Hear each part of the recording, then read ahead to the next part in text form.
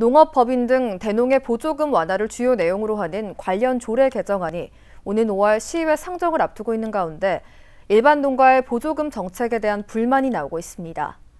일반 농민들의 보조금 지원 확대와 컨설팅 지원 등의 요구는 모르쇠로 일관하는 반면 대농들의 요구는 즉각 수용하는 것이 아니냐는 지적인데요. 하준 기자가 보도합니다. 익산시가 농업보조금 총액제 및 중복 지원 제한 완화에 대한 조례 개정안 입법 예고를 마치고 다음 회기인 5월 22일 이후 시의회에 상정될 예정입니다. 익산군산축협과 한우협회 익산지부 등이 농업보조금 운영 조례안의 보조금 총액 제한으로 국도비 사업을 추진하기 어렵다는 지적을 수용한 것입니다. 하지만 일반 농가들은 각종 농업보조금 지원 확대 요구에 대해 받아들이지 않는 태도와는 대조된다며 불만을 터뜨리고 있습니다. 농민들은 우선 보조금 사업 구상을 위한 컨설팅 지원 자체가 어렵다는 지적입니다. 사업을 만들어야 돼요. 사업 내용을.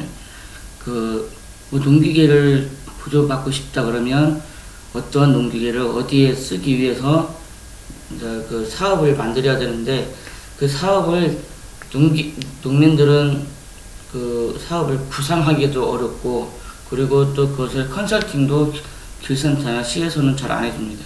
농기계의 경우 다른 지역보다 종사자는 많지만 지원 규모가 턱없이 부족하다고 호소합니다.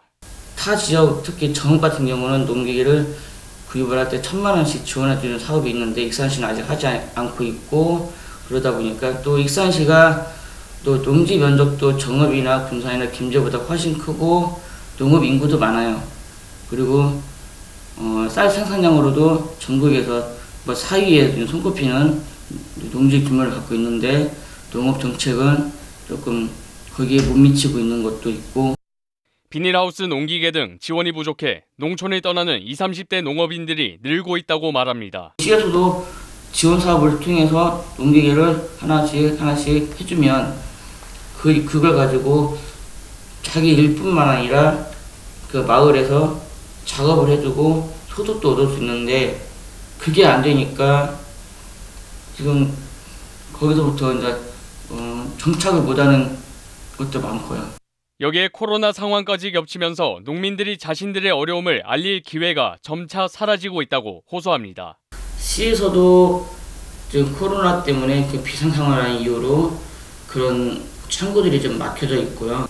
그런 것은 농업 현장의 목소리를 많이 좀 들어줘야 될 필요도 있고 지금도 어떻게든 비대면으로라도 그런 걸 많이 또 민원을 많이 들어줘야 되는데요. 그러지 못하고 있고 좀 코로나에만 너무나 이렇게 집중하고 있는 것은 아닌가. 익산시가 협동조합과 법인 만큼 일반 농민들의 목소리에 귀 기울이고 농가 소득에도 직접적인 도움을 줄 수 있는 방안을 마련해야 할 것으로 보입니다. KCN 뉴스 하준입니다.